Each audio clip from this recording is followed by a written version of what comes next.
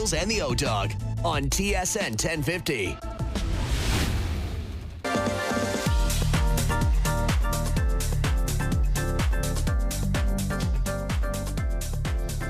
All right, here we go. OverDrive off and running. TSN 1050 on the TSN app. Your home smart speaker up on TSN 4, up on YouTube Live. Brian Hayes, the O-Dog, Jeff O'Neill, Jamie Noodles McLennan. All right. Yes. What's going on? Everyone's feeling great. How we doing? Feeling great. And I was watching the highlights this morning of my main man, Bam Adebayo. And I was thinking to myself, what on earth, what person out there, if the coach pulled him aside in the sidelines and said, look, man, let's keep Kobe where he is. No need to go there and get 83. And there's only one man that would say, give me the ball, I'm going to break this record. And he's sitting right there. And his name is Brian Hayes. What does that even mean? What are you suggesting? Because the history of the game, Kobe's legacy, it would mean nothing to someone like you. Why you should it to Bam? Why would you he would consider say it's Kobe my Bryant? turn and this is about me. I would. Absolutely, I would. I don't blame Bam Adebayo at all. Why wouldn't he go chase history? Dude, I kind of don't blame the guy either, but there's something about Kobe that's so special. I would have been like, here's the greatest tribute I could ever give to stop Kobe. at 80. You're telling me you'd stop at 80? No, would I actually consider wouldn't. that? You two wouldn't do anything, man. If I was playing for the Leafs and I had a chance to break Dougie Gilmour's record for points or something with Dougie Gilmour, empty net breakaway, I'd pull an Al Iafredi and shoot it in the corner. I'd say, you wouldn't. No, I would say, not listen, today. That's for Dougie, and I'm never going to disrespect him like that. No, I just think that, and again, reading. I didn't watch the game live, but reading, saying how basically both teams were in on it, just fouling him left and right, and it was just that's what was more trending online for me, and me reading some stuff today about it was how it became an embarrassment. Both teams were in on it. That's what I didn't like about him. Definitely not the purest form of sport. Correct. I mean, that's probably the best way to put it, right? Yeah. Now, Bam, he had 31 points in the first quarter. He earned them. Yes. This is a guy, he's a really good player. I think what is difficult for people to accept is you're talking Wilt Chamberlain, Kobe Bryant, and Bam Adebayo, right? This isn't LeBron that did it. It isn't Luka. It isn't Wemby. Bam's a really good player. Really, really good player. He's been an all-star multiple times. But this is out of it's outer completely space. out of outer space. It's also the Washington Generals that he did it against. Right, Dude. the Washington Wizards are a complete joke of a franchise. And what was very clear by the end, the refs were in on it. That's they what I were mean. in on it. I know. That's what I'm There's saying. no it was questioning that. It was for me. The refs were in on it? They were calling fouls, dude. They were we got to get this guy to Kobe and then pass Kobe. The last foul in a game like that, we all know refs. You guys have interacted with them on the ice. We've all watched it in every single sport. Yeah, but they're not Timmy Donahueing it out there. No, this is what I'm saying. You get into a blowout game where something's not on the line, they are not blowing a whistle. They're saying, let's get out of here. Don't even think about looking for fouls or penalties or strikes or balls or whatever. This game's over. My whistle's tucked away. I'm not doing this anymore. Yeah. Last night, that ref, when Bam, his last foul in particular, it was dicey. And considering the game was out of play, he had his whistle ready to go. Bam was going to the line to shoot the 82nd and 83rd point. Yes, it was which Leslie hit. Nielsen. Yes. That's yes. And it wasn't throughout the whole. I mean, he went to the line 46 times. Do you know how insane that is? Do you know how absurd that is? The previous record in the NBA was 38 or something like that. He steamrolled past the free throw record for makes and takes, which, again, is a little bit shocking and, puts some people on notice. What does this actually mean? But for me, it's another example of how the NBA, nothing good can happen in the NBA without people yelling and screaming and being angry. Fair. The guy established a new record last night. We should be How happy is this for negative? him. Yeah, exactly. How is it a negative story? Okay, here's the pissed. only negative part I can think about it is what you just said. You just said 40 seconds ago the refs were in on it. Well, there's an asterisk. Playing Washington, there's an asterisk. They're an NBA team. What do you want them to do? Play against Duke? What's he supposed to do? Okay, you just said the refs were in on it. How legit is this when you said the refs are in on it? That's my interpretation. I thought they were whistle happy when, and again, I don't blame. We're talking about people here. You know, like I know AI's coming, and eventually we're just going to watch a bunch of robots, and who the hell knows what's going to happen in the future. Right. The people in the building, it was in Miami, were going nuts, right? Obviously, Spoelstra, the coach, was fully in on it. His teammates were in on it. Once you get past 50, 60, 70, once you hit 70 points, it's like this guy might catch Kobe Bryant, right? He's not catching Wilt. He was never going to get to 100 points. But once that happened, the whole mood changed, and it effectively became, it was like a kid's birthday party. It's like, bam, it's your birthday, man. You're getting all the shots, right? We're going to do everything we can to get you to 82 points. Yeah, and he got it last night. It was crazy. Yeah, you can't take it away from him. Like it's an NBA game. He went out there and put up 83 points. Yeah, and he did it. That was my. I'd like to hear what Sam Mitchell has to say about it, because that's a guy who has been involved in a game like that, right? Yeah. So, what is the mood while it's happening, and what was his mood watching that last night, and knowing all the factors that come into it. That's the biggest thing, because again, from the untrained eye, reading about it today, going back and watching the highlights, all of that. It did look like there was some, suspect stuff happening, but at the end of the day, the guy, you can't take the record away from him. He's got it now. And no one's going to remember all the funny business in 20 years. Because there's a lot of revisionist history of that Kobe game. I watched it. I watched the whole game. I remember it. He was jacking shots from everywhere. Now, he was hitting shots, right? Like, I think he shot like 60% from the field, and he was over 50% from three. But he was getting to the line a ton. He was basically crossing the half court and jacking threes. Right. Like Kobe was on one that night. It was incredible theater, but no one remembers the details of that game. It turned into a blowout. They beat the Raptors by almost 20. And no one was calling out Kobe. And the Raptors, unfortunately, were not that good of a team back then. But no one was saying, "Wow, we got to take something off your record." Wilt had 100 points. I have no idea who he played. I don't know his stats. I don't know anything. I just know Wilt Chamberlain had 100 points. And now I know Bam's got 83. We're not the rest of the details are going to fade over time. I got to be honest. I forgot Wilt had 100 points. I know more stats about Wilt on the off-court stuff like that, where he claims. That's all I know of Wilt Chamberlain. I remember that, yes, he got a 100-point game, but that's the second thing I remember about his claims to fame. That's what I know. Yeah, I think it's more likely someone scores 101 points than catches his other record off the court. Which people still challenge to this day. Like they mathematically said, impossible. It's impossible. It almost seems impossible. Guys, I just want to tell you about one of my favorite tweets that I ever read on Twitter, and it was kind of low-key, and I don't think – it was kind of early on in Twitter, and it has to do with something similar. But it was with Magic Johnson, okay?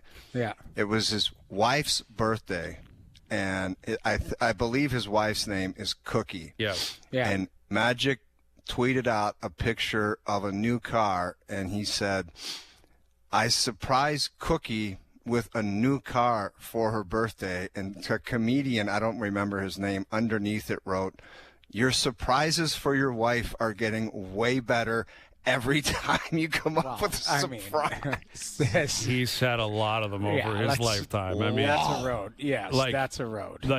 Cookie has stood by Magic for there are documents of dude. That's Magic. Thick and thin right there, Cookie. Dude, he is on the record saying you talk about doing wild stuff. Back when he was with the Showtime Lakers. It was a different lifestyle what Magic was doing. Yet Wilt allegedly was even past that. crazier in terms of setting a bar. But, listen, history last night, everyone's got a different viewpoint. I get it. There's other coaches around the NBA who were kind of taking shots at Bam. And I thought our crew did a great job. The Raptors, it was a very similar game to what we've become accustomed to with the best teams. when they play them. It was a close game until the fourth quarter, and Houston just took off. The Raptors couldn't take shots. They couldn't get stops. But Sam was on the panel last night with Kate and Leo, and they were celebrating that Bam had passed Kobe because Sam, of course, famously was the coach of the Raptors. So he doesn't have to hear it anymore. Yeah, exactly. Yeah. So they were popping bottles last night. It was really funny what they were I loved doing. it. Yeah, I love that too. But it just, I don't know. You can't take the record away from him. And you're right. In the record book, there won't be a narrative of how this happened. It's just that it 83. happened. 83 points, you won't man. Be able to take 83 points. There they are on the panel. There they are. Them celebrating. I love, like, Sam was so happy last night when Bam passed Kobe. Dude, look at him. Sammy looks so good, by the way. He does. Look at him. He's having some champagne. That's perfect. I saw him in the green room about a month ago, and he looks younger than ever. He looks amazing, man. Yeah, he had his A suit on. Like, Leo might be the sharpest dressed man on television. Like, Leo Routins has looked 10 out of 10 his whole career. He is just a man rocket, that Leo Routins. Stud. Yeah. Always the best jackets. No one rocks a turtleneck like Leo. It's just top to bottom. It's phenomenal. But Sam, Kate, they all were great last night. And Sam will join us in about 20. So we'll get his take on, how we wrap our head around 83 points for Bam last night.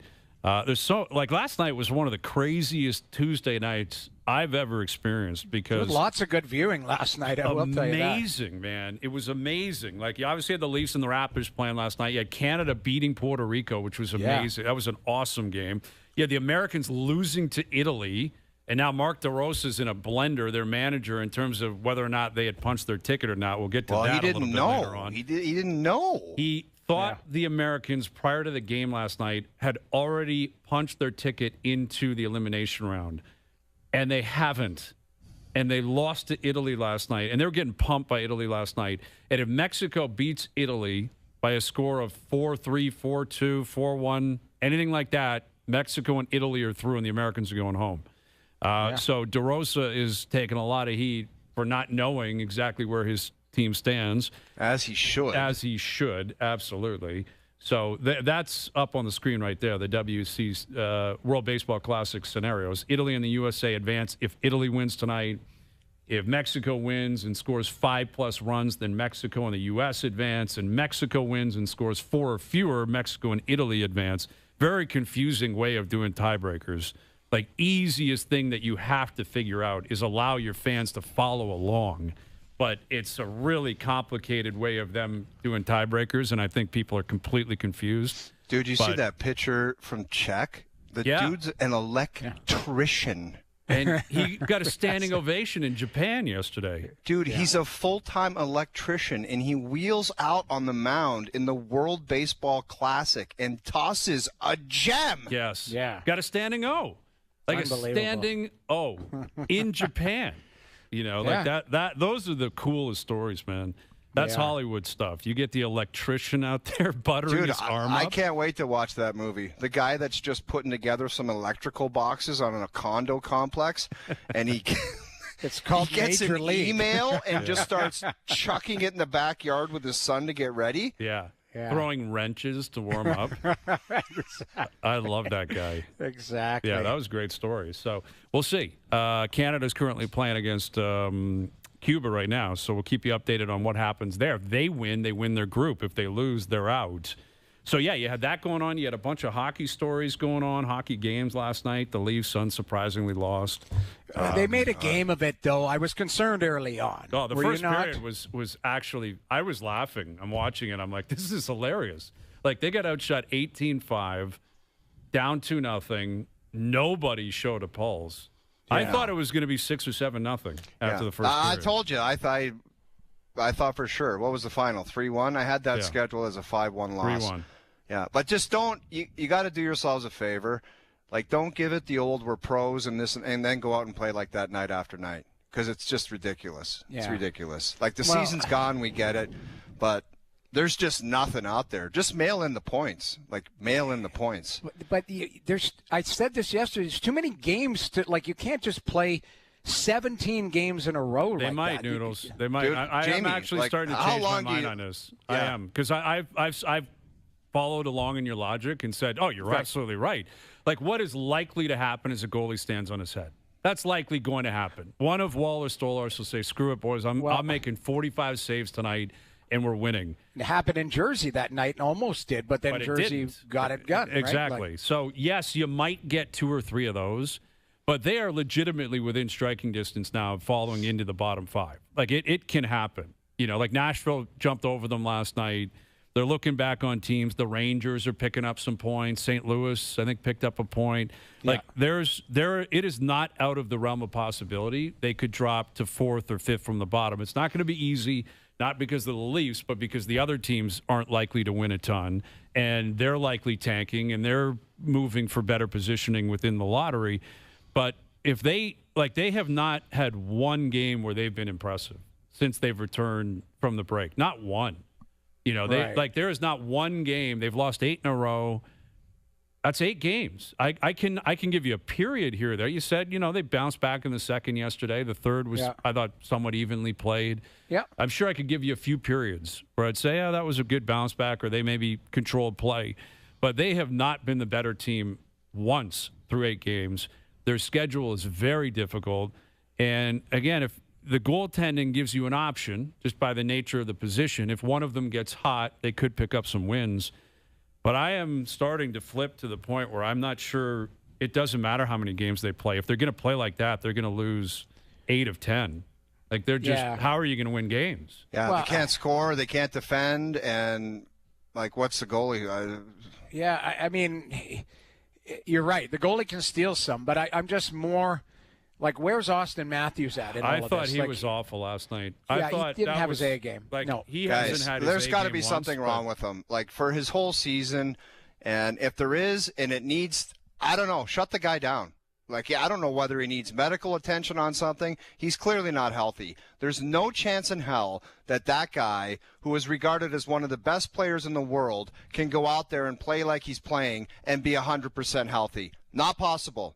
Unless he's got something going on, or I think it's a physical problem. I don't know if it's his back, his shoulder, his wrist. I have no idea. But if it is something, what the hell's the sense of playing? Shut him down. Shut him down. What if it's not health? What if he's just not playing well? Because he's gotten chances. Last night he had one chance in the slot. There's the second part of the conversation. If it's not health, then you got to fix your game. Fix it on your own. Because he doesn't even look like the same guy. No, he's not even close. And that it's more concerning if it's not health. He's been granted that out in terms of evaluation for the last year and a half.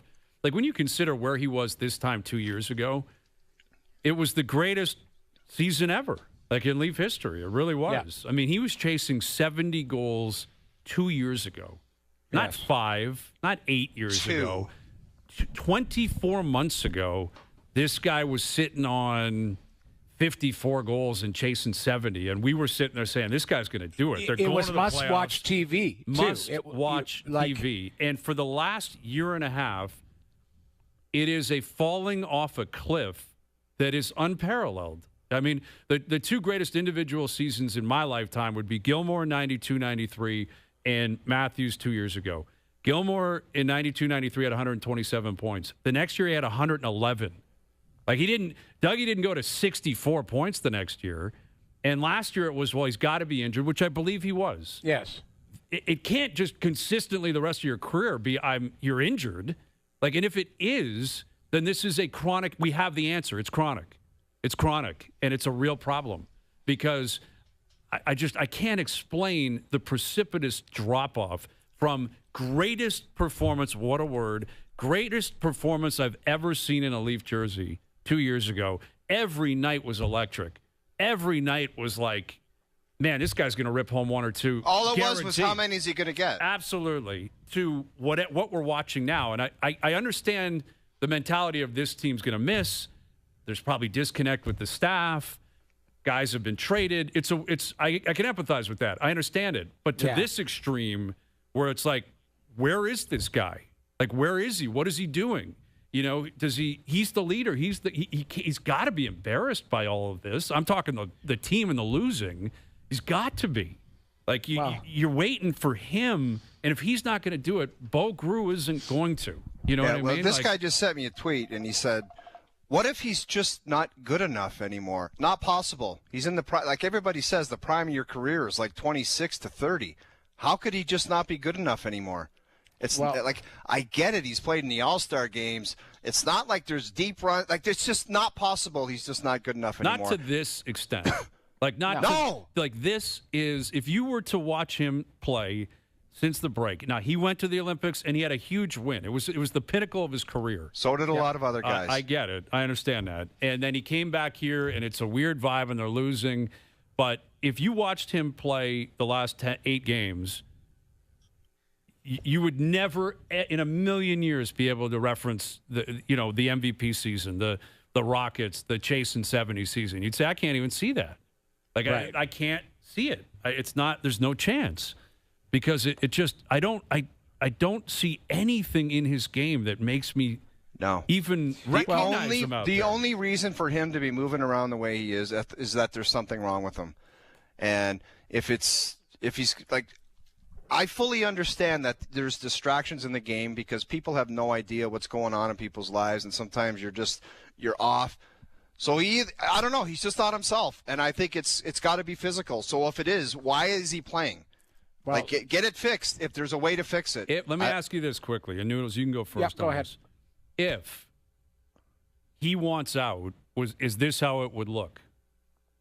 I'm not going to go down that road, Brian. That's that's speculative analysis. I know, but that's what we're speculating on, if he's hurt or not. We don't know the answer on that. Okay. Like, we're not afraid to do that. But that's fine. You don't have to answer it. But I would answer with, if that's the case. I don't know if it's the case, but if it were, this is probably what it would look like. No, I'm not doing a Twitter storm on this. This guy wants out, and this is how he's playing to reflect that. So explain it to me. Because I just did. I think he's injured. All right, then shut him down. Then that's what I just said. I know, but he's not shut down. So I don't think he's injured. I think there is a lot that comes with this, Brian. I would say the first thing that started, and I'm not here to make excuses, but him and Mitch Marner had tremendous chemistry. That's gone. He was there last year, Mitch. You're right. But what I'm saying is his looks aren't there anymore. His looks. So let's give the first 30 games, because it's just life with it's a breakup. Life without your partner. Life with all of that. Okay, just quickly, the counter is Draisaitl playing with Savoy and Podkolzins. I understand that, but they are different players. I'm sorry. Like, I don't put them in the same bucket. I don't put them in the same bucket. No, I just don't. They're not wired the same way. But what I'm saying is, it started with that. It just different looks, playing with different line mates. Look at Matthew Knies. He's on pace for 21 goals this year if he played 82 games. It's different for these guys now. Mm-hmm. Do they have to adapt? Yes. I'm not making excuses for them, and don't get me wrong. What I'm saying is, that's the excuse probably the first 30 games. It's just, hey, different look, different lineup, different all of that.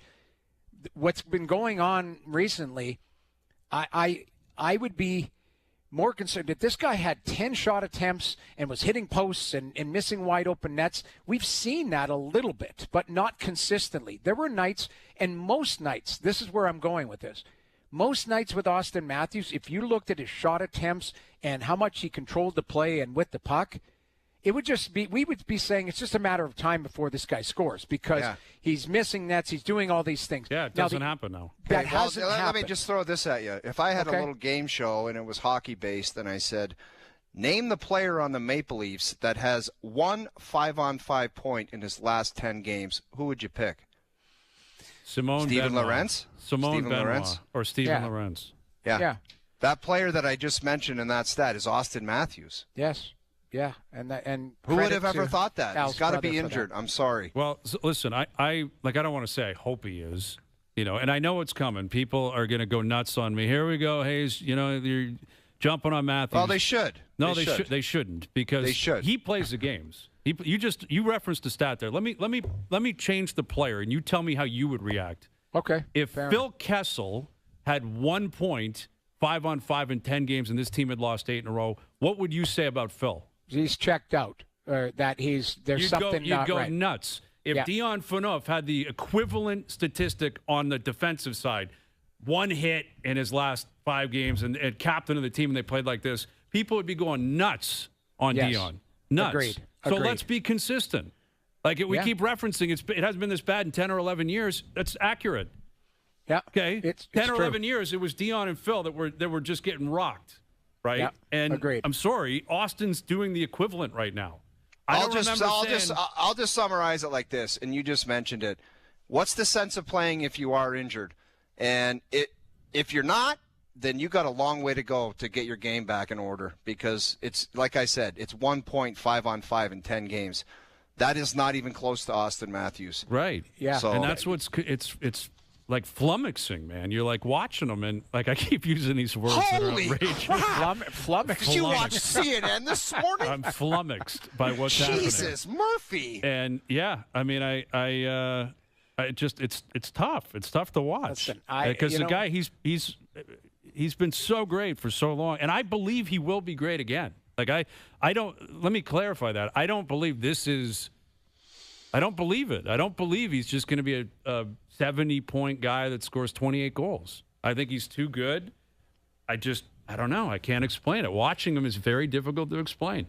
Well, like it's listen, the whole team. Everyone is struggling right now. I agree with Arthur Fonzarelli there. I think that that there is something wrong. You know, maybe like an injury or something that he's. And let's get it fixed. Yeah, and let's come back exactly. next year stronger than ever.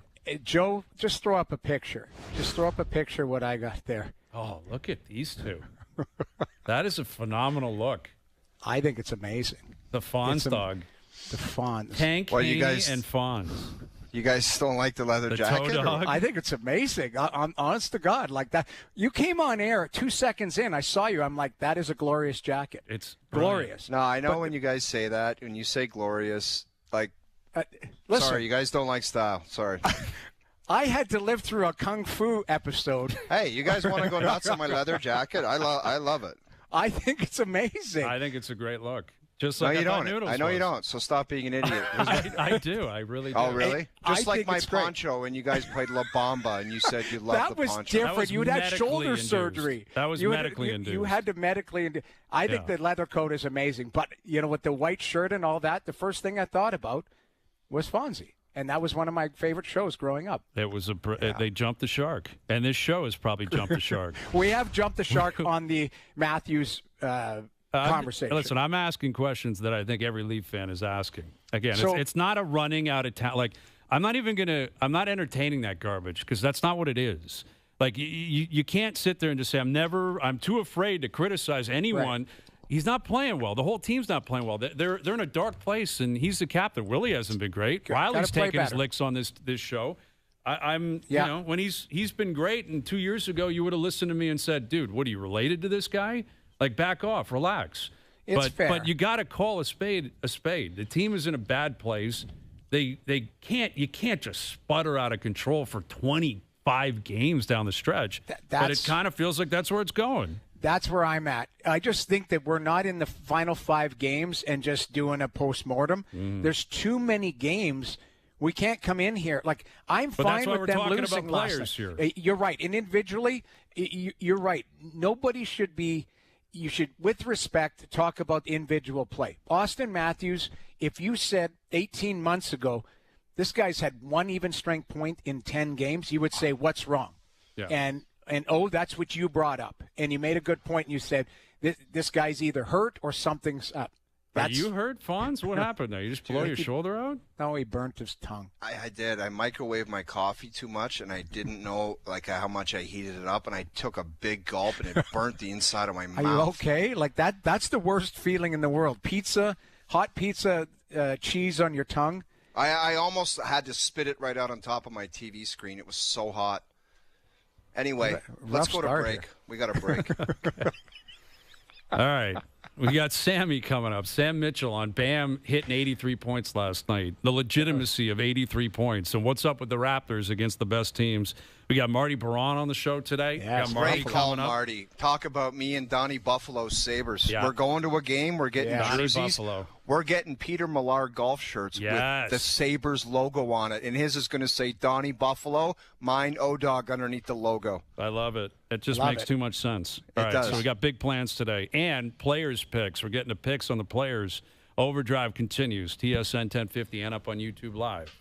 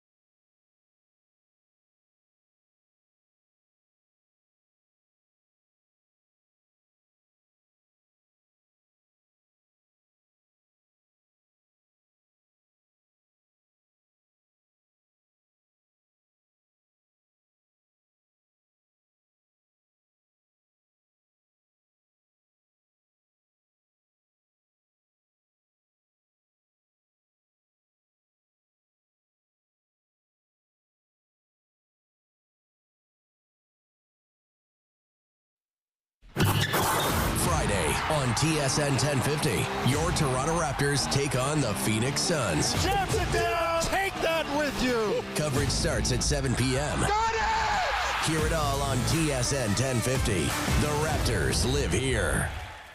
Now, back to Overdrive with Hayes, Noodles, and the O-Dog.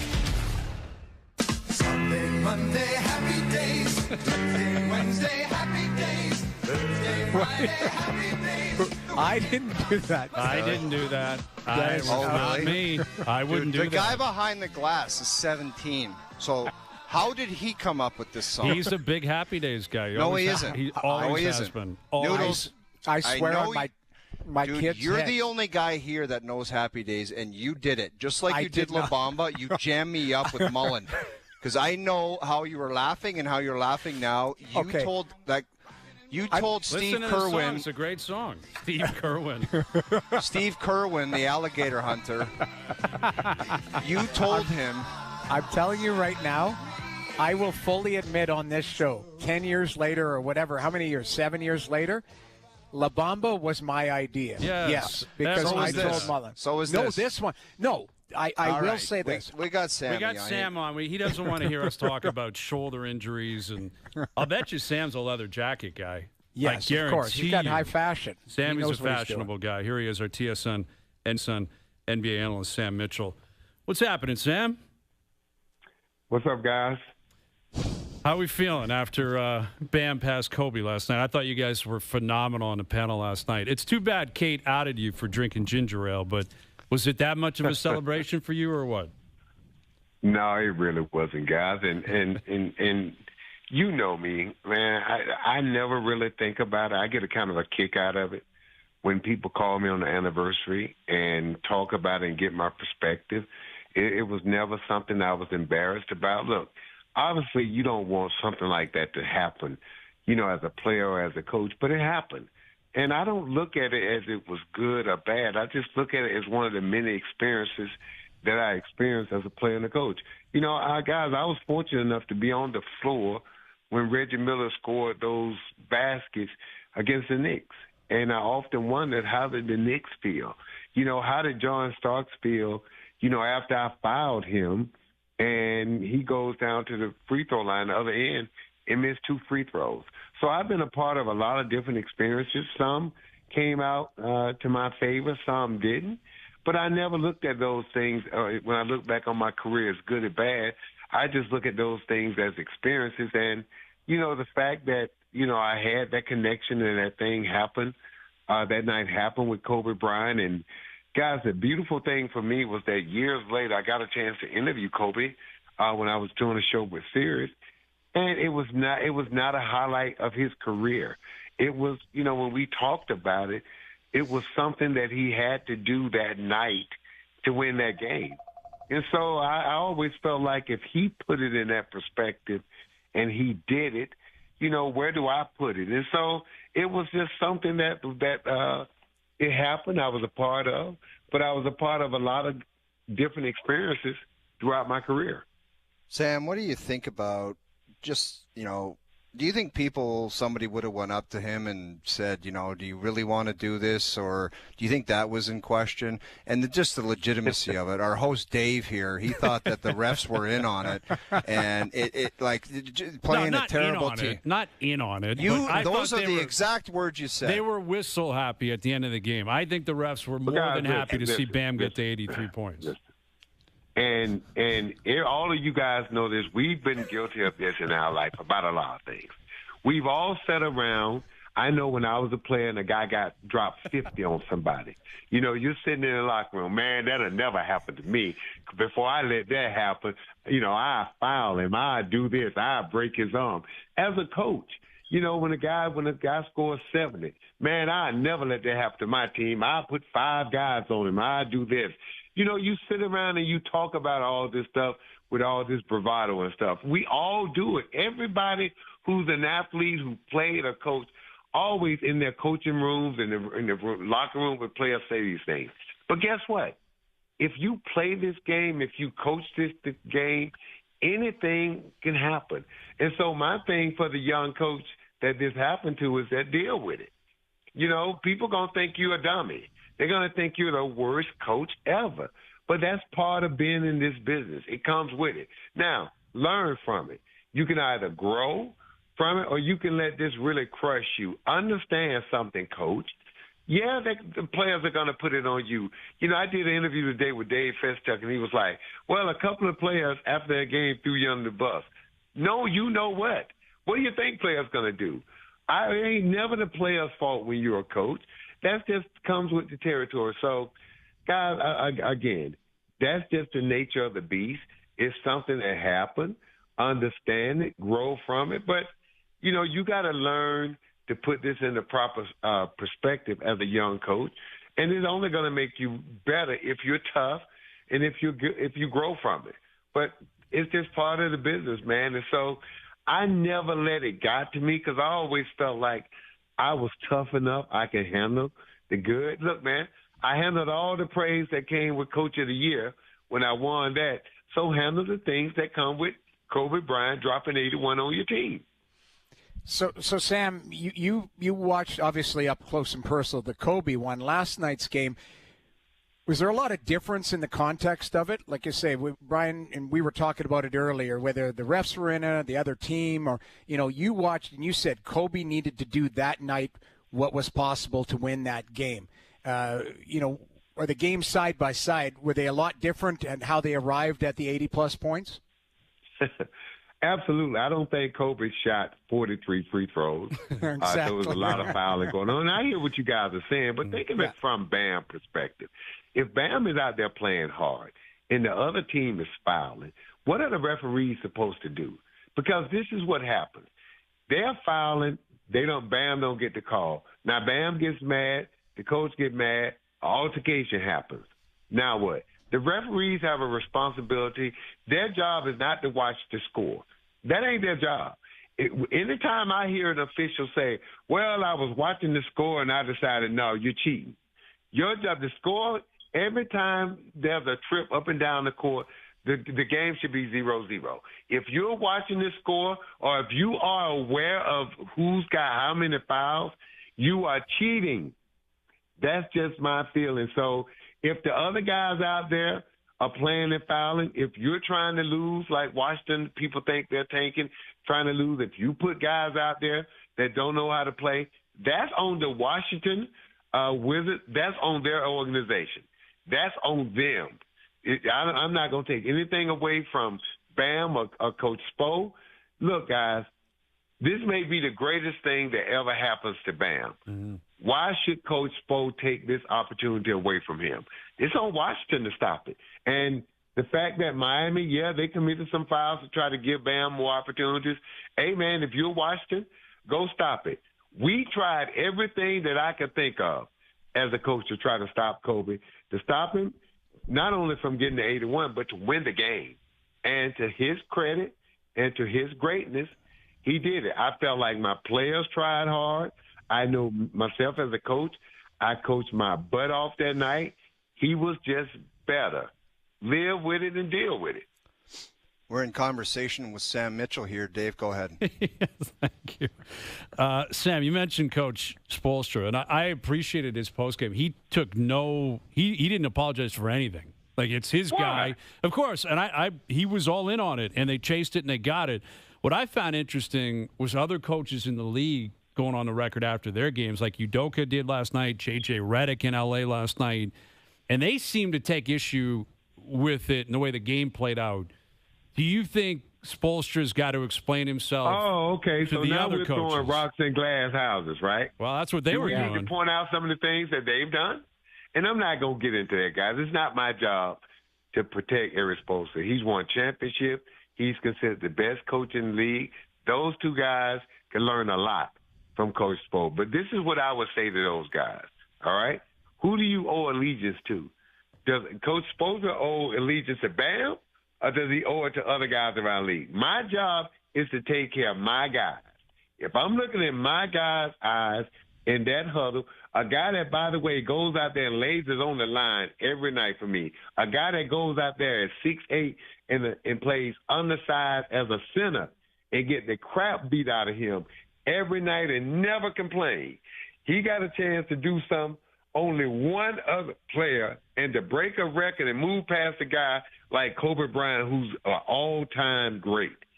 I'm going to take that away from him because I'm worried about what J.J. Redick and Ime Udoka, how they feel about it. Man, go kick rock somewhere. Yeah. Go win a few championships and then have an opinion. But until then, I think Eric Spoelstra's record speaks for himself. Well, let me ask you about, the game you guys were covering last night. And then you guys, what surprised me about that, those two guys played in the league. They understand it. Right. If you got a problem with it, stop it. Yeah. Guys, I don't get mad at guys. If you get 50 on me, it's my job to stop it. This is a no mercy league. Guys, I grew up in the league. I guarded Kevin Garnett every single day in practice. You know how much slack he cut me? None. Talking trash to me, talking crazy to me, telling me, oh, man, if you want mercy, quit. Go to the retirement home. But guess what that did for me? I played until I was 40. Mm-hmm. Now, who benefited from that? I played until I was 40. Do you think I would have played until I was 40 if I was in practice every day playing against a guy that cut me slack? Or because I was playing against a guy that showed me no mercy, right, made me earn it? Every summer I worked my ass off. You know why? Because if I could guard Kevin Garnett in practice every day and he was going at me with his best, then I could guard anybody. He extended my career, would help me make a lot more money than if I would have been done at 35, 36 like a lot of guys. Well, where you played throughout your career, I'm sure you were isolated one-on-one with Michael Jordan a few times. Can you recall any of those moments? And if so, what was your mentality? Yeah, I can send you the video right now of him dunking on me. Yeah. You remember that? It, dude. Yeah, I guess. Absolutely. But, guys, again, I don't wake up in a cold sweat. I've dunked on people. I can send you a video of me dunking on Sam Bowie. I can send you a video of me dunking on Mark Eaton. Guys, I can send you a video of me doing a lot of things like a lot of guys. If you play in this league, things are going to happen. It's just part of the game, and it's just part of what happened. So, again, I look at those things as great experiences, guys. I don't look at those things and hate that they happen. I look at those things as part of my life, part of my career. Yeah, not the greatest moments, but guess what? Those were moments. Now, this is my thing. Did I grow from it? Did I learn from it? Did I get better from it? Did I learn how to handle something that was an embarrassment, that's something people made fun of? People thought I was a dummy from it. Like that coach is going to learn. Coach Keith is going to learn. Mm-hmm. People think you're a dumb coach. That's part of it. You know what? How do you grow from it? You know, how do you walk out that arena and hold your head high? You know, are you comfortable with knowing that you did your best? Are you comfortable with feeling that the players that you had on the floor, did they do their best? Was Bam just that much better? You got to ask those questions and answer those questions. And if there's a no to any of those questions, then you got to learn and grow from it and demand from your players. I felt like that night, regardless of what my players said, because I watched that game, I coached that game, I was involved in that game emotionally, physically, mentally. I felt like the players on the floor that night gave me their best. He was just that much better. It's always great catching up with you, Sam. We appreciate you finding time for us. We'll do it again soon. All right, guys. Anytime. There he is, Sam Mitchell. It's great catching up with Sam, man. It's been a while.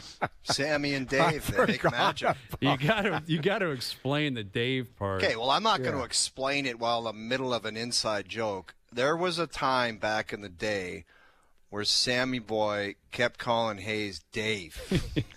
He thought I was Dave Naylor. He ended the interview with saying, "Thanks, Dave." Yeah, but there was other ones where he was like, "Yeah, Dave, like I'm not sure about that." And then we put him on hold, and I was kind of killing time. And this was a long time ago. I think Steph was producing, and she picked up the phone and was like, "Sam, it's not Dave. It's Brian Hayes." And he goes, all right, sorry. And then he comes back, and I ask him a question. He goes, "That's a great question, Ryan." He starts calling me Ryan. Ryan. And then that was like 12, 13 years ago, though. Yeah. So now he knows who it is, although now he's probably confused because You You're kept calling me him Dave. Our host So, here, who Dave. the hell Steve Kerwin, knows? do we have the Dave clip or no? We don't have No, that. that's Wow, from it's a tough, long Dave. Oh, time hang on a ago, second. man. Let's have a listen here. I was in the last year of my contract. Dave, you remember this. You know what? There's a chance he thought I was Dave Feschuk. Like the Might have legitimate, because Feschuk covered the Raptors.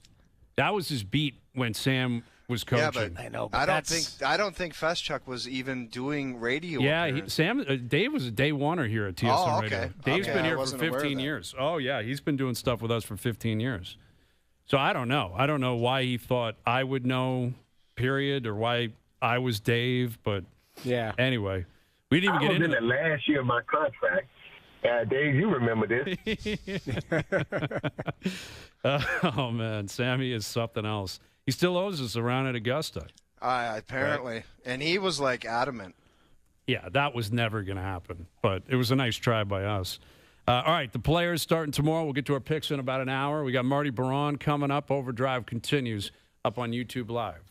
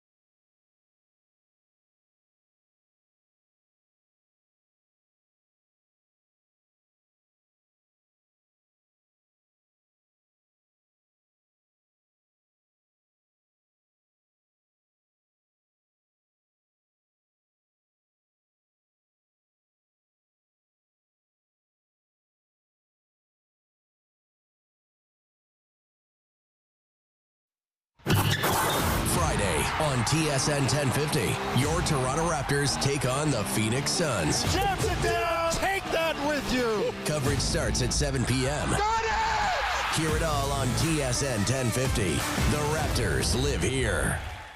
Now, back to OverDrive with Hayes, Noodles, and the O-Dog.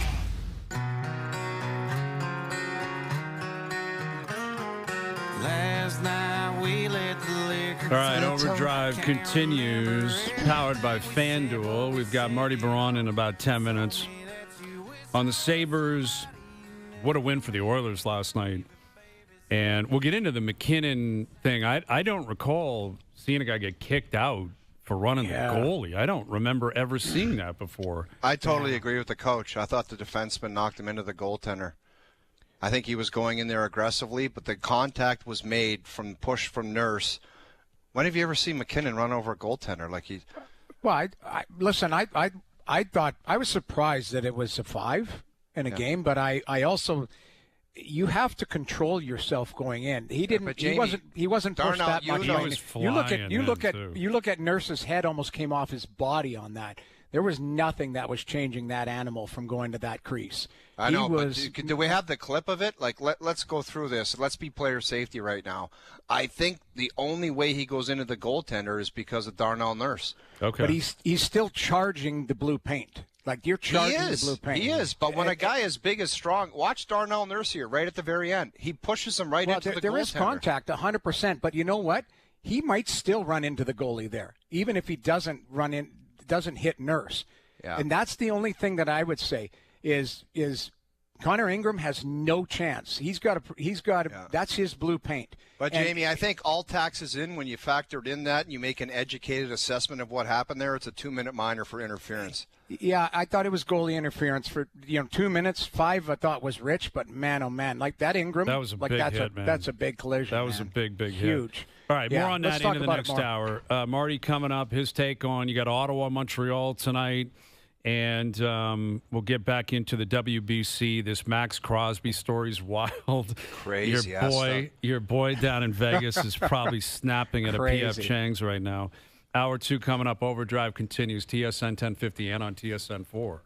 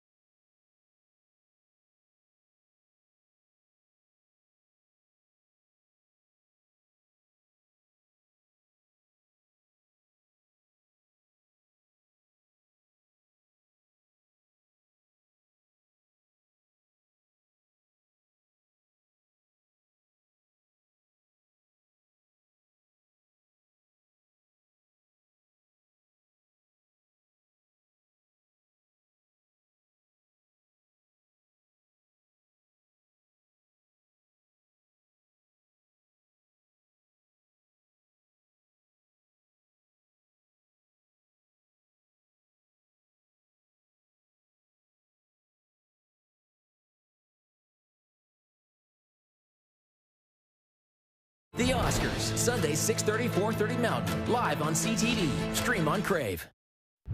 This is OverDrive with Hayes, Noodles, and the O-Dog on TSN 1050. Someone pour me up a double shot of whiskey. They know me and Jay Daniels got a history. There's a party downtown near Fifth Street. Hour 2 OverDrive continues, powered by FanDuel, bringing you more ways to play your game your way. Best bets later in the hour. Marty Baron coming up. Man, he must be in a good mood. Yeah, the Sabres never lose. They never lose. And they're going back to the playoffs. Yep. It's a lot of fun. Well, you know what? It's uncharted territory for that group. You know, it's been 14 years. The fans will be hanging from the rafters. And Hang on a it's sec, be exciting. Doogie. Big time. Doogie, did you hear from the Sabres? Do they hate us, or are we going there, or what? Doogie hasn't done anything. What do you think Doogie's going to do? Like reach out to the Sabres and...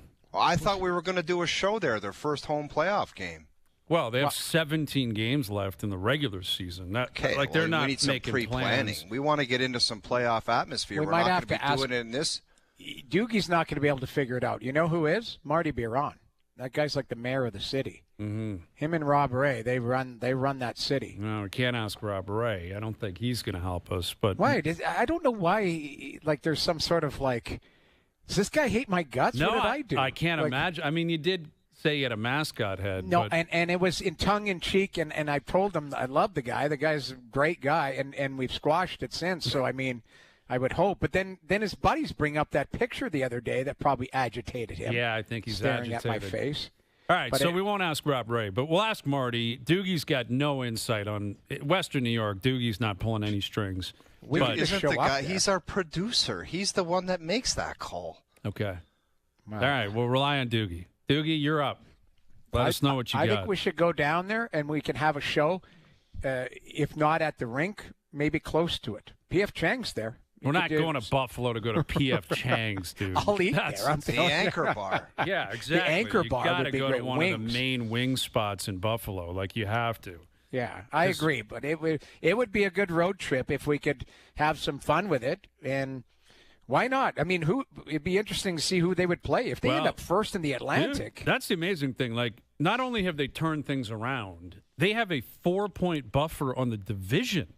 They're 2 points back of Carolina for the top spot in the Eastern Conference. Dude, they're sick. Guys, I just have to clarify this because I just got a message from our Dave Jackson. Kevin Hastings is a referee supervisor, and he just made some clarity for me. He said, in the NHL, you can call 5 and stay in the game on an elbow, interference, or charging. So you're talking about the McKinnon thing. Nothing to do with Buffalo. Okay, you're talking McKinnon getting kicked out of the game last night. Yeah. But he said Nurse hits him, but there's also an injury on the play. You can have a 5-minute interference charge, so that could have been applied there, I guess. That's kind of where I was going. Oh, and you make a good point. And honestly, I was shocked that it was 5 in a game. I was shocked. I don't recall ever seeing a guy get kicked out like that. But it was goaltender interference. Like Milan Lucic did on Ryan Miller. Did he get 5 in? Probably but that's different. 2 minutes back. But that was different. That's not this, Noodles. Like, no, not at all. I'm trying to give you context to it. Like, that's not what it was. This was a guy driving hard to the blue paint. There's contact with Nurse, and he rolls over the goaltender. My only thing from a defense standpoint is the goalies should be afforded his blue paint. That's his net. And McKinnon has to be responsible for that as hard as he's going. I was shocked that it was 5 in a game. I really was. And obviously it changed the trajectory of the game for Colorado because the best player or second best player, in the world is not available to them. And they had 2 power plays in the third period. That might have been a difference. No, they killed the 5 minutes. But yeah, they did. I don't know. I mean, I can understand. I haven't seen that before. I was surprised. But you do have to control, you're in control of yourself. Like, there's no questioning Nurse runs into him. But, you hit a guy from behind. It doesn't matter if you meant to or not. If you bury a guy, you're in trouble. And protecting you know what? goaltenders is a priority. The other thing, too, is Connor Ingram had to leave the game. And it sounds like if he's in concussion protocol, that's 1 week. So they're going to call up Pickard, and it's Jari Pickard for the next couple games for Friday or Thursday, Friday, I think they play, or whatever it is. Thursday, yeah, they play Thursday, Dallas, Friday in St. Louis.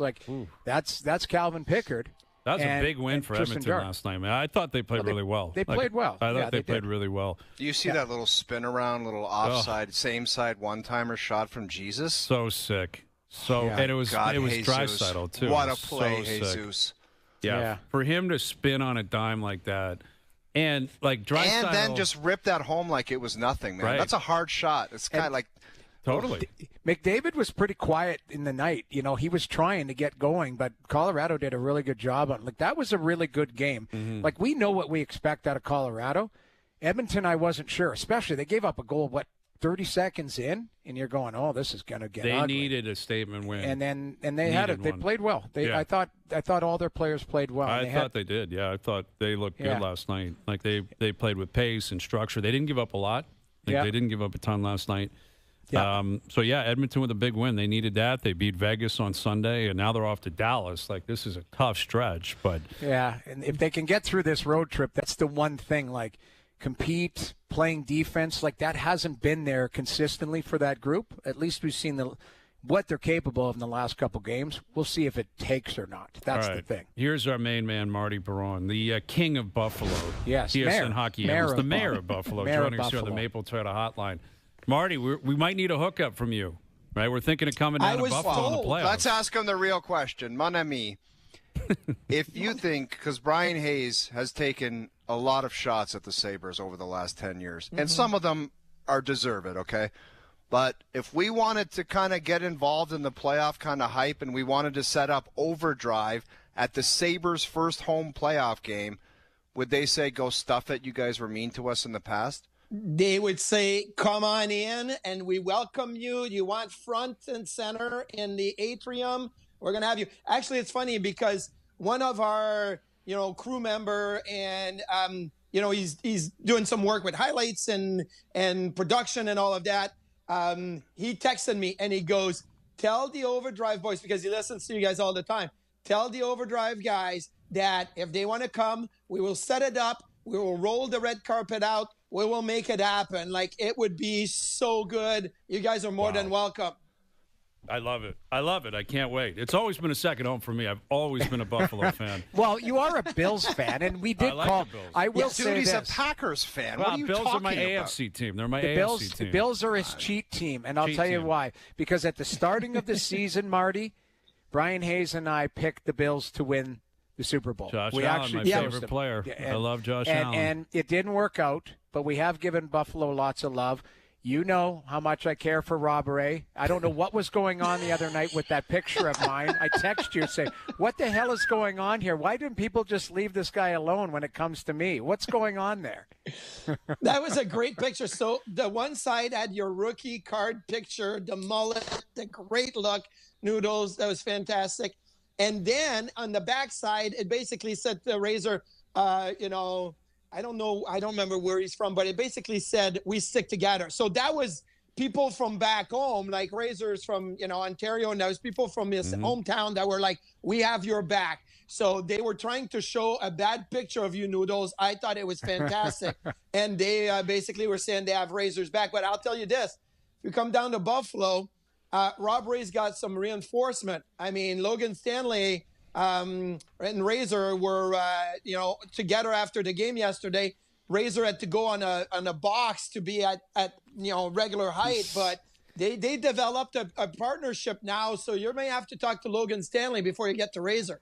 I saw the interview, and I mean, when you look at it, like Razor is a big dude. This Logan Stanley is a massive human being. He's huge. He's like 6'7", 6'8". I don't know why that 6'7", 230. Such a great and pick. Today we talked to him about his family, and he said his brother actually played rugby with Team Canada, rugby 7 and regular rugby. His brother's 6'5", 250, and he goes, even though I'm taller, there was a point in my life where I stopped picking on him because he would beat the crap out of me. So, so it's not just Logan Stanley. I guess his brother is a massive human being, too. Oh, man. Marty, I kind of like the guy. Like, if you wanted to get, like, a prototypical number 5 in the league, I don't know how you can go wrong with this guy. He is going to have certain situations, not often from what I've seen the last couple of years, where maybe foot speed, a decision making, but I think he plays tough. He can jump on the play the odd time. And like I said, in the National Hockey League with the salary cap, I think he's a prototypical 5, and I think he can help a lot. I think he can help a lot. And we were talking about his time in Winnipeg. Obviously, he had one goal, and then he's had 9 this year. And he said, well, you know what? Like one time he broke his ankle. Then he came back. The very first game, he had a high ankle sprain. Then the next year, they had quite a bit of depth on defense. And he goes, I wasn't in the lineup consistently. Now, this year, he's been given an opportunity with the Jets, turned that into a move with the Sabres. And the way the Sabres were dealing with their group of 6 defensemen the last few weeks, it was never Metsä and Kesselring as a third pair on the ice together at the same time. It was always, okay, we'll put Dahlin with Metsä, we'll put Power with Kesselring. They were trying to sprinkle him in. Yesterday, Stanley and Kesselring played together the whole time. It was not like, oh, let's give him reinforcement. Lindy Ruff was like, this is my third pair. They played over 11 minutes of 5-on-5 plus some special teams. So they were about 14, 15 minutes. That's a good third pair, a big third pair right now. Marty, let me ask you this, and it might be an easy answer because you might defer to the goaltender.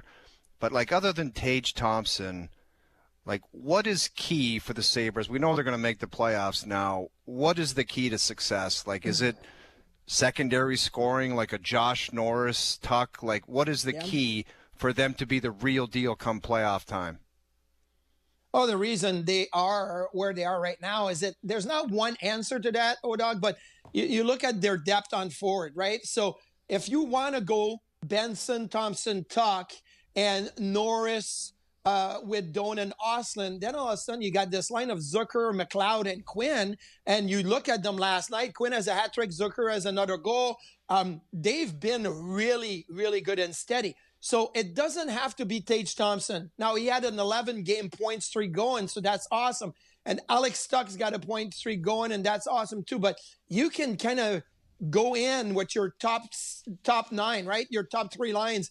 And at any given night, like, somebody can step up, and that's great. And on defense, the other thing is, look, Rasmus Dahlin's a stud. And I don't know what Rasmus Dahlin says on the ice to get under the skin of so many opponents, but what Hagel did to him the other day, what Austin Matthews in the outdoor game in Hamilton, the cross check in the neck, Matthews is not a guy that gets rattled, and Dahlin got him rattled. Like, I don't know what Dahlin does, but he gets people rattled.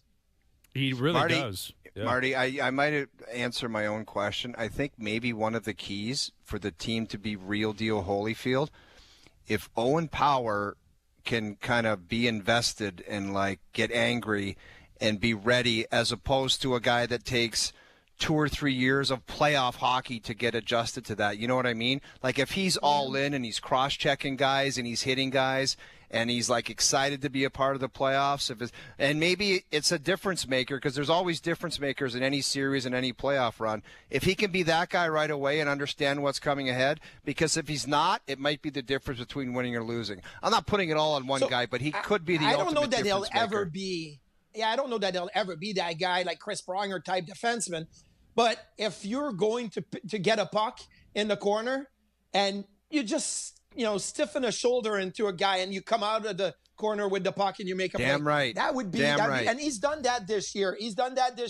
And with Bo Byram, those two have been really good offensively in transition. And so every check mark that you needed to have this season with certain players, they've all been checked. Matthias Samuelsson, like, what a season. So they've all been checked. And then you mentioned goaltending. I think Alex Lyon has had a fantastic season. He's so good with his positioning, his butterfly. He's got such a wide butterfly. Noodles, like, it's almost envious. Like, he goes post to post with his hips and knees. And I'm like, how does he do it?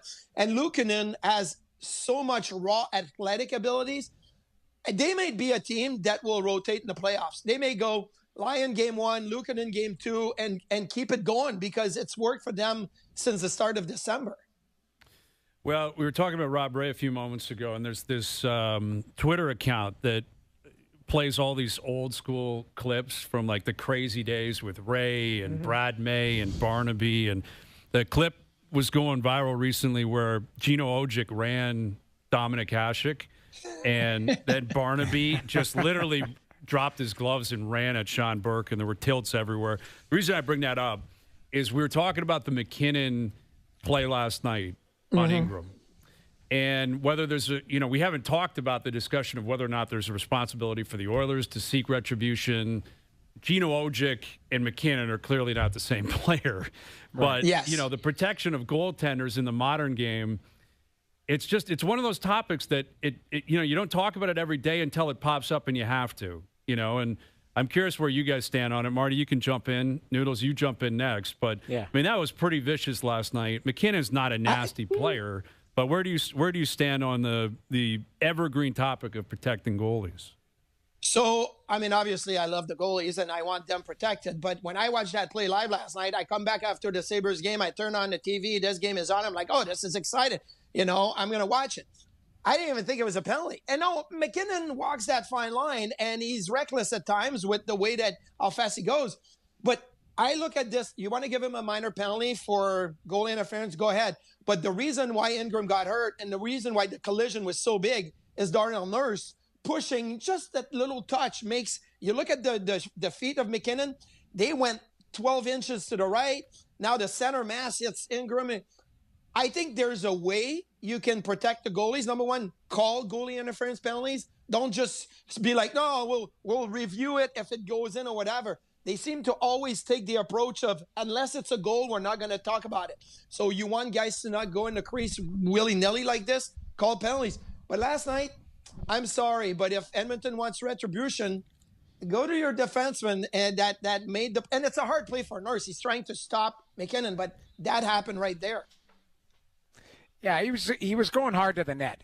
My whole thing is, yes, there's contact with Nurse, but at some point the goalie has to be protected. I was fine with a 2-minute penalty. I was shocked that it was 5. Like when I was watching it live, and I kind of went and grabbed a drink and came back, and I was like, oh my God, he's getting the game.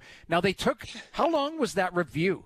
Was that it? That felt like a 10-minute review. Hey, it's like I don't know if you were watching it live. Too, and it was weird. But the injury, I think, factors in. And, you said it, our boy Hastings, right? Is that who wrote? Yeah, Blades is his name. Hasteman. Yeah, Hasteman. I think the ref looked at the factor that Ingram was injured on the play. He was cut and looks like he probably needed some stitches.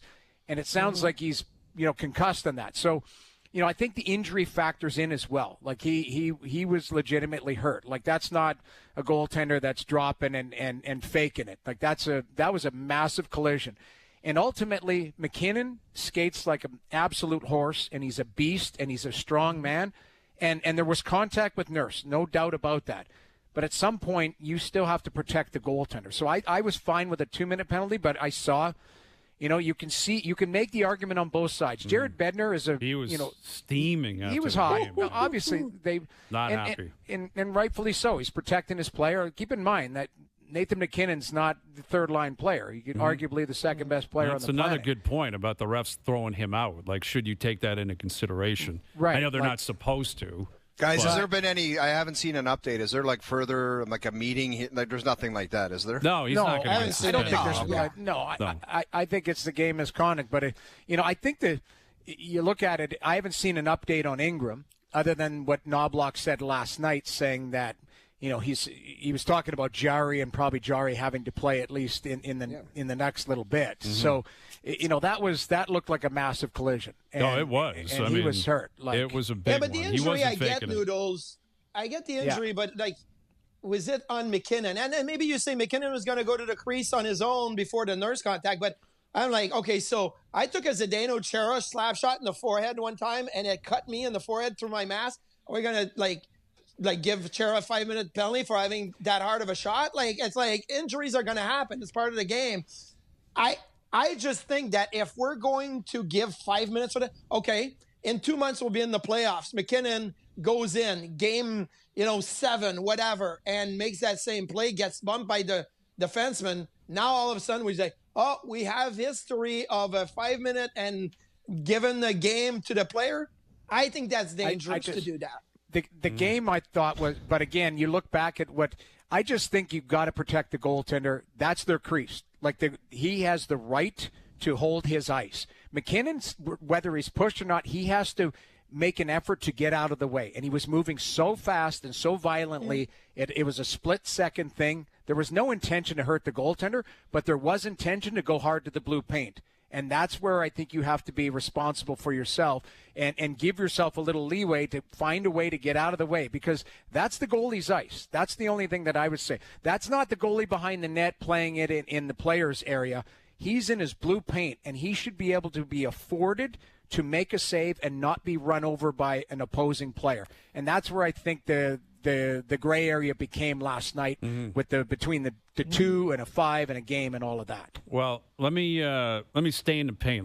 Let's shift to Montreal here, because I want to ask you guys about their situation. I was on TSN 690 today, and they're referencing 71 and 86, and they're like, it's Dryden into Waugh into Fowler now. Like, Fowler's up. He's playing tonight. Montembeault, I think he's in trouble. I think it's going to be Dobish and Fowler. But, Marty, where do you stand on that? And do you think there's a chance that Fowler's the man? Like, game 1 of the playoffs, do you think Fowler could be the starter for the Habs? And if so, do you think he stays there? Like, how long would the rope be for a young kid like that? I think there's a chance Fowler could be that guy. And I think this may be unfair to Jakob Dobish, who's record has been unbelievable. He's done everything you ask him to. There was a time this year they asked him, do you think you're going to get sent down to Laval? He's like, what are you guys talking about? Have you seen my record? Like, come on now. Yeah. All he does is win, but his stats aren't great. His stats aren't great, but he wins. His stats aren't great, and he's still like a little unorthodox. Sometimes you're like, what are you doing in the crease, right? And Fowler is a stud. Fowler, but you saw him slow down a little bit. He came in like bat out of hell, and then he slowed down a little bit. So I'm like, okay, I think they want to. They gave Montembeault a couple of games post-Olympic break. They wanted to see where it was at. It hasn't been good, and it's just unfortunately the guy's confidence is completely like out the door. So and you're in a tough spot if you're Montreal.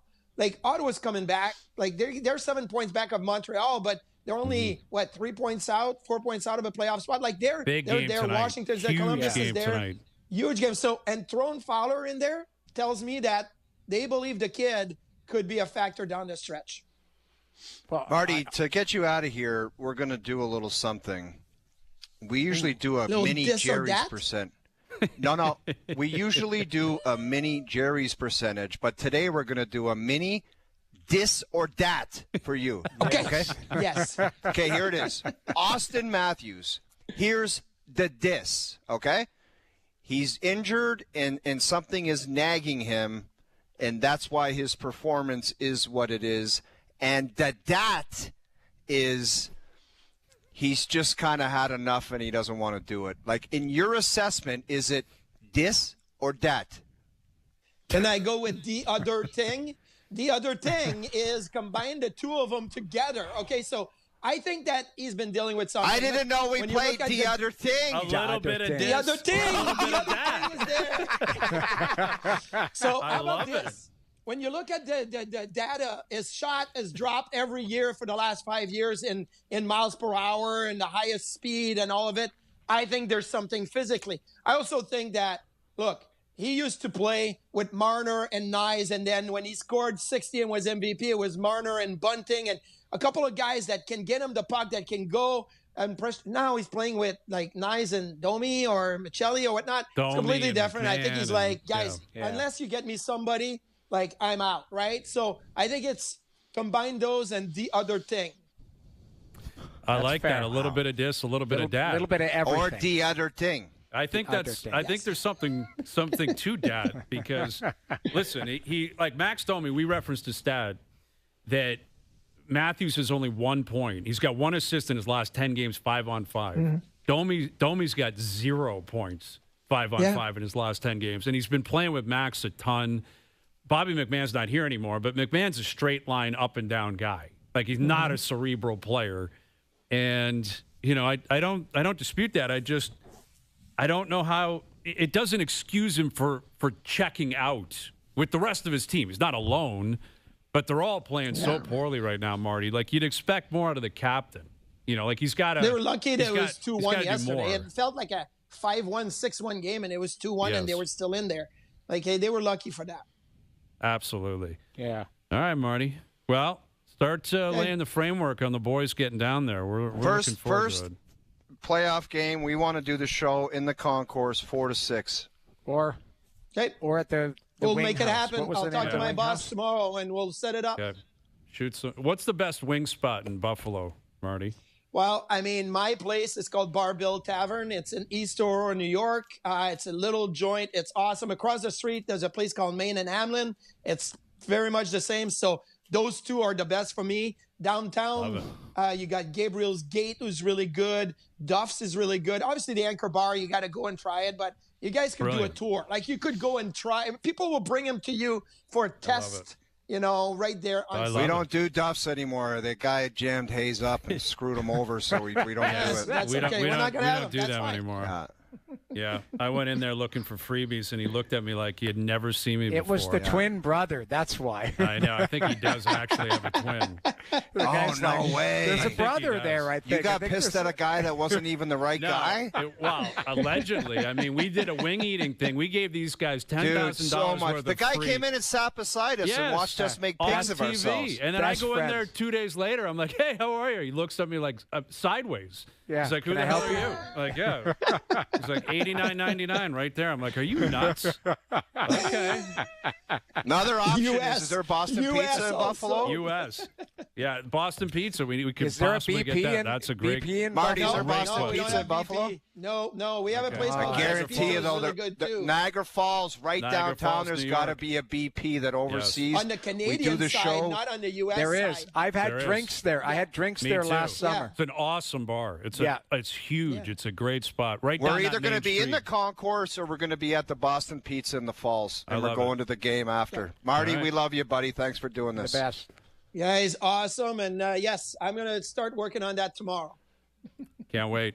Keep us posted. Keep Doogie posted. Thank you, Marty. This or that, baby. Thanks, There he guys. is, Marty Baron. A little bit of this and a little A little bit of that. At that. Or what was his third option? I don't even remember. The other thing. The other thing. A little bit of this, a little bit of that, and a little bit of the other Dude, thing.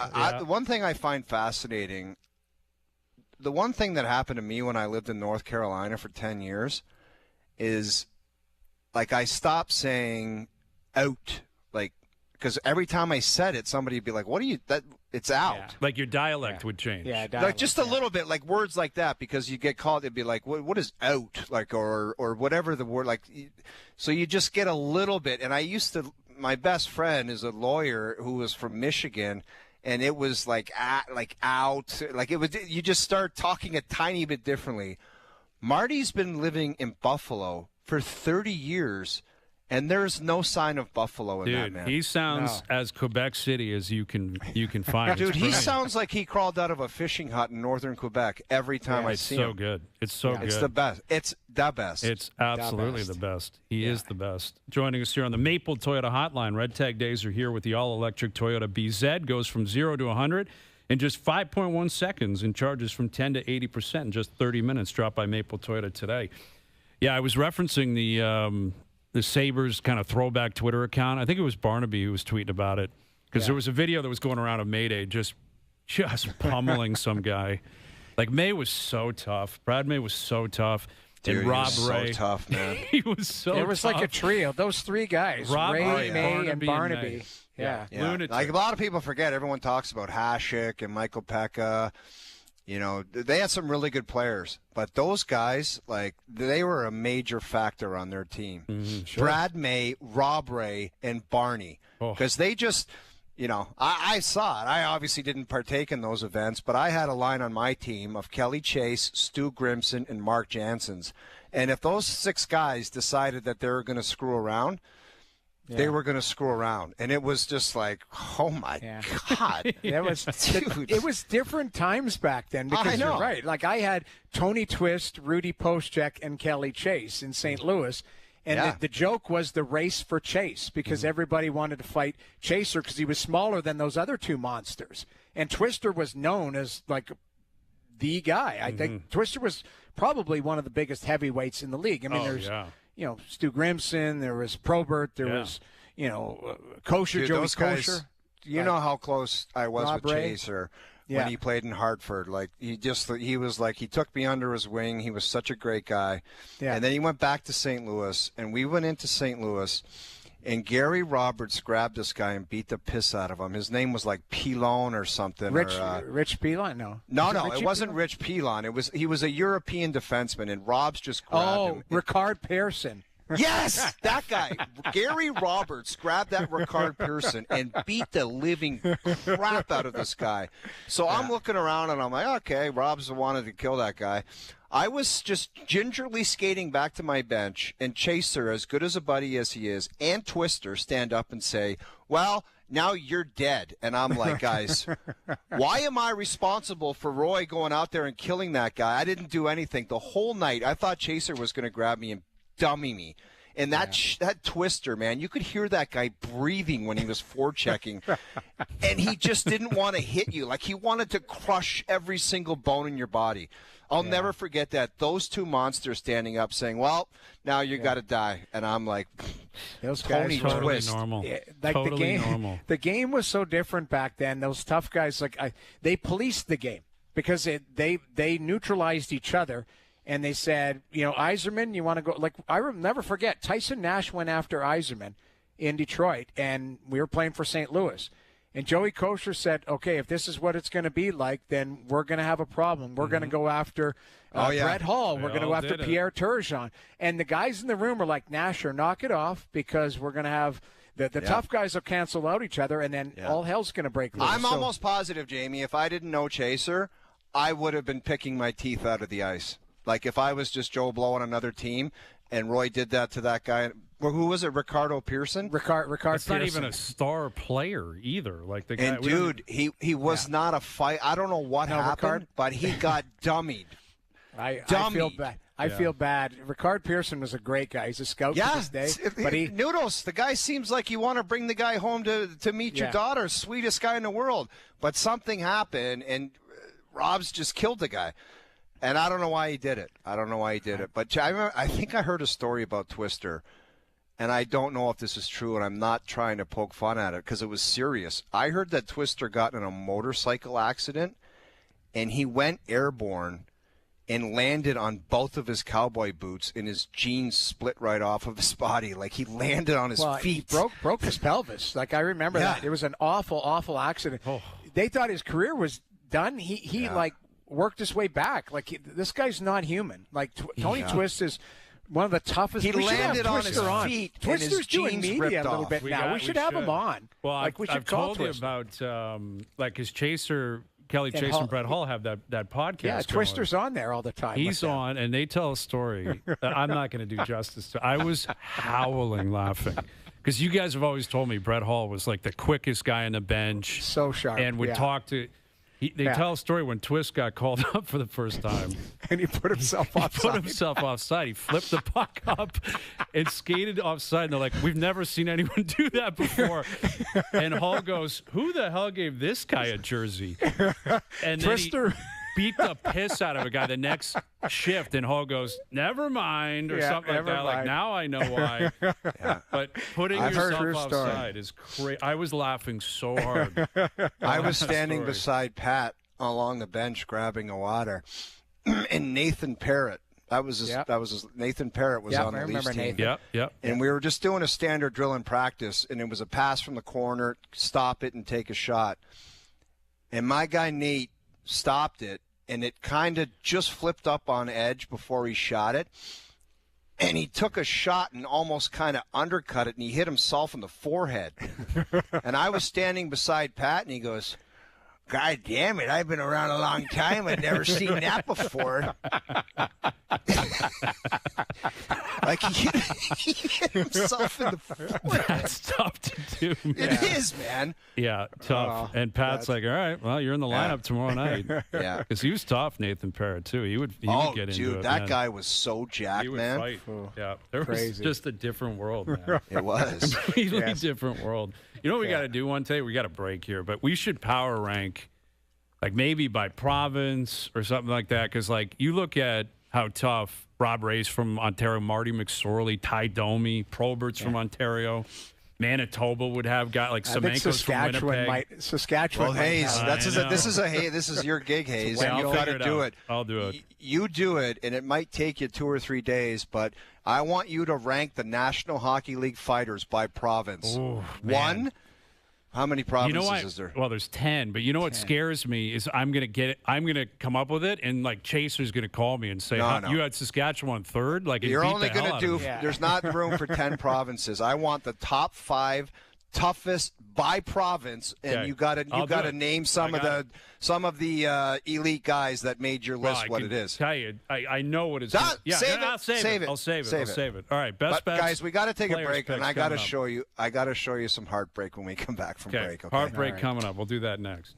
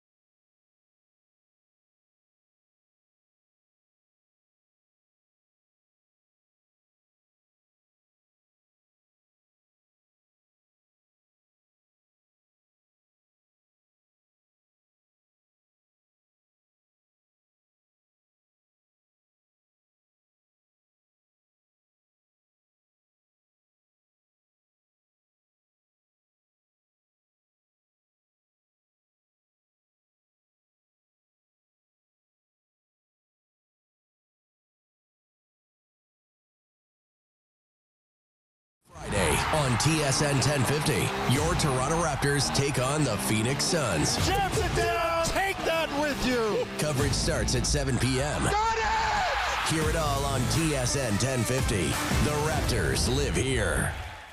Now, back to Overdrive with Hayes, Noodles, and the O-Dog.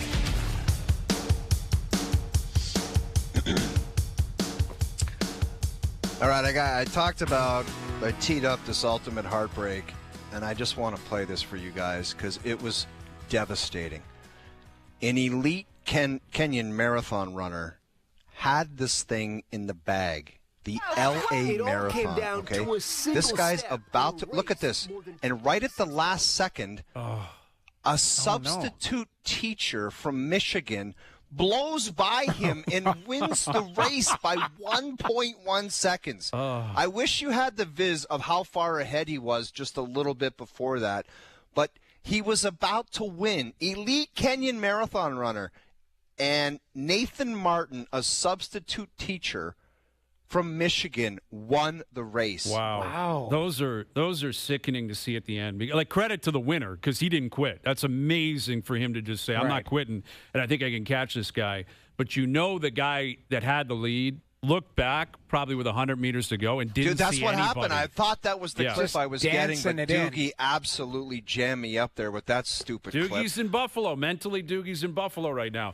But really? You can see him reach for the sash, right? Like he's like, no, I can't let this thing go. Dude, I know. I've lived it. Doogie, before the end of the show, I want the real viz. Come on, Doogie. I want the helicopter viz where it shows the distance and the distance the guy That's crazy. That was the ultimate jam job. That's an elite 10K athlete right there running that 10K marathon. Dude, that would be like me and you leading the 10K we did and the people in front of the cop car beating us. Yeah. Which wasn't out of the possibility. No, we would be reverse of this, but maybe when we run that 10K, that's us. Right? So we're in, right? Like we're doing it? I don't know. I don't know. I got to figure it out. I just want to tell you this before you even say one more thing. It's Mother's Day that day, so you're out, right?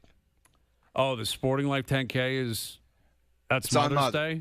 You're not doing it. You're not doing it. Well, I mean, I think my wife and my mom would be supportive of that. I mean, if it's in the morning, you can go maybe a little brunch afterwards, right? It's nothing wrong. I think that would be something that would likely be supported. Okay, because I got people coming up to me all the time, like my buddy. Okay, here it is, guys. Have a look. This is how far this guy. Look at the finish line and how far ahead he is. How do you not hear the footsteps? Right at the last second, look at this guy. Watch him reach out. He's like, no, as he's falling, he can't believe it. Oh, my God, oh, that's dude. so sickening. Second Look at place. he's devastated. He's crushed.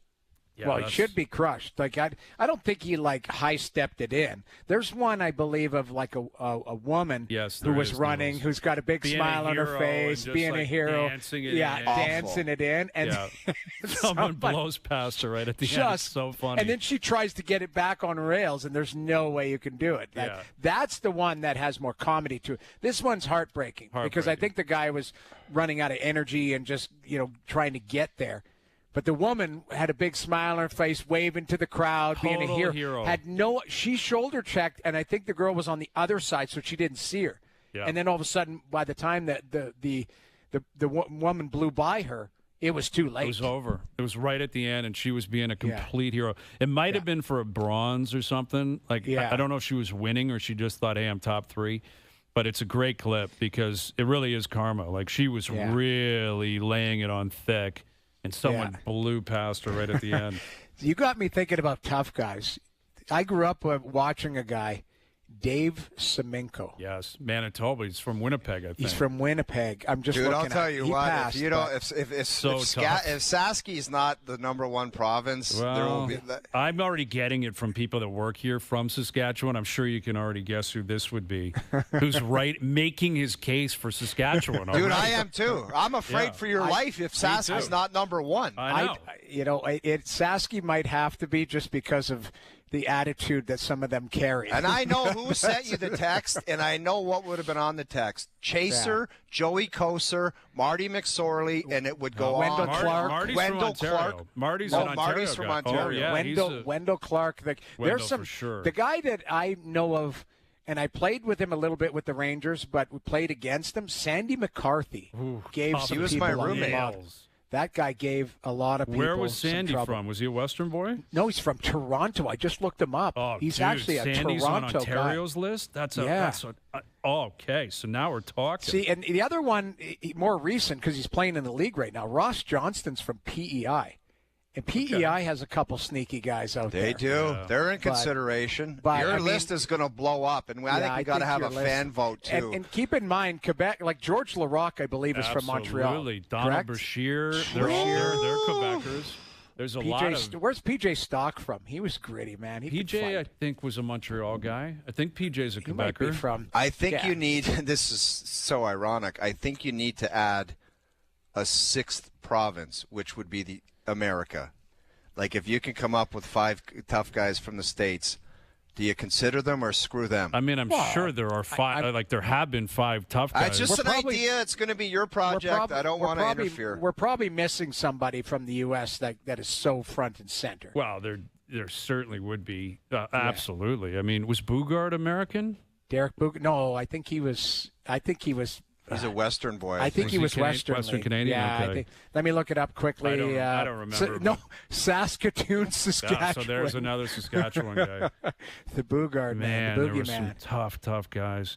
Yeah. All right, we're coming back with the players' picks. All right, we're getting to players' picks, and I'm going to sneak in my best bets here. Best bets powered by FanDuel. Make your picks and assemble a same-game parlay in seconds on the FanDuel Sportsbook app. I'm on Ottawa tonight. I know Sanderson out. You know, they're coming back from the West Coast, but they are inspired, and this is a big game for them tonight. Like, big game. And Caulfield was sick last night. I haven't seen if he's ready to play or not tonight. Fowler's in net, but this is a big one. Like, Travis Green has got to have them ready to play. I think he will be. Yeah. And I think they will be. Best bets powered by FanDuel. Same-game parlays around the NHL. Available on the FanDuel Sportsbook app. Please play responsibly. 18+, physically located in Ontario. Brian pointing in Chris Nylon is an American. Nylon? Yeah, that's right. Yeah, Nylon's like a Boston He's guy. He's a Boston guy, yeah.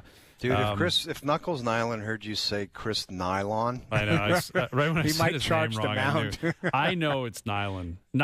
Chris Nylon. I've interviewed him. I met him a bunch of times. You know what? We should get Knuckles on soon with the Habs success. Doogie, let's get a hold of Knuckles and get him on. He's always a great interview. Yeah, he is. He is, for sure. Okay. All right. Players' picks coming up. Does anyone have the stones to take McElroy with the bad back? Ooh. We'll see. Setting the table. We'll get to that next.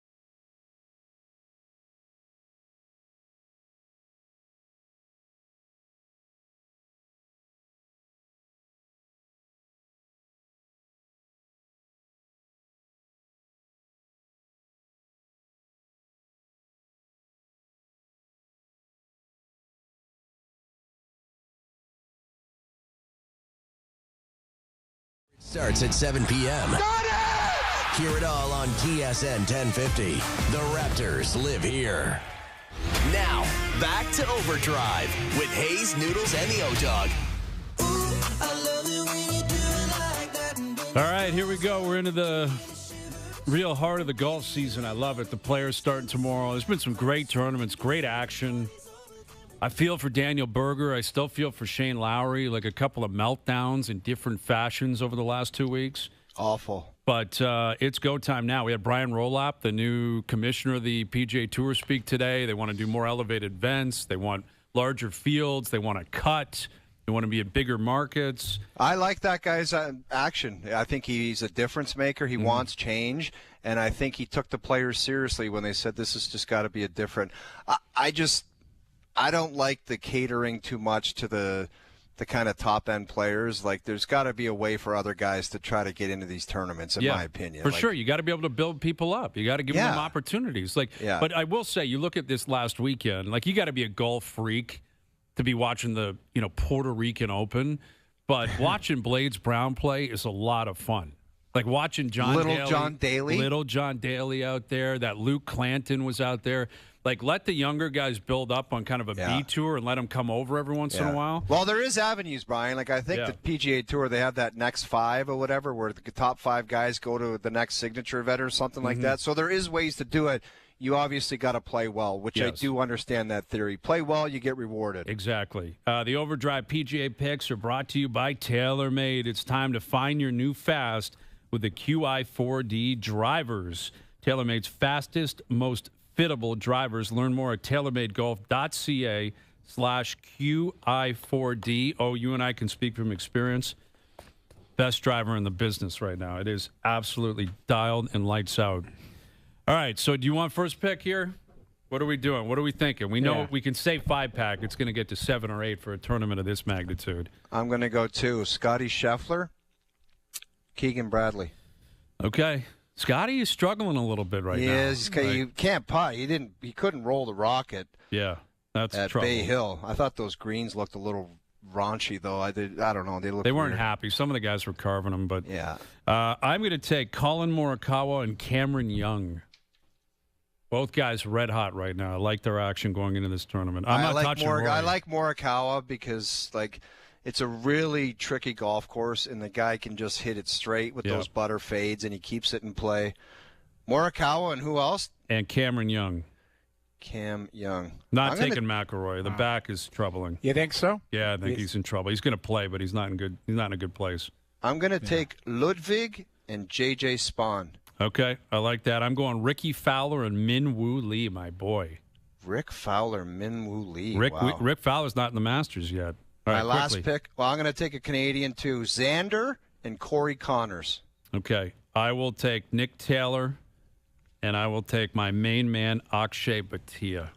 Akshay, that's my guy. I love Get him while he's hot. And all. Yep. Get him while he's hot. OverDrive PGA Picks brought to you by TaylorMade. It's time to find your new fast with the QI4D drivers. TaylorMade's fastest, most fittable drivers. Learn more at TaylorMadeGolf.ca/QI4D. I love it. Players tomorrow, full breakdown, lease back in action.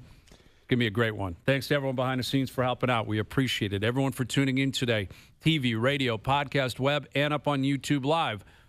Enjoy your evenings. Enjoy the games tonight. We're back tomorrow at Steve Kerwin, the Crocodile Hunter. Great job today, mate.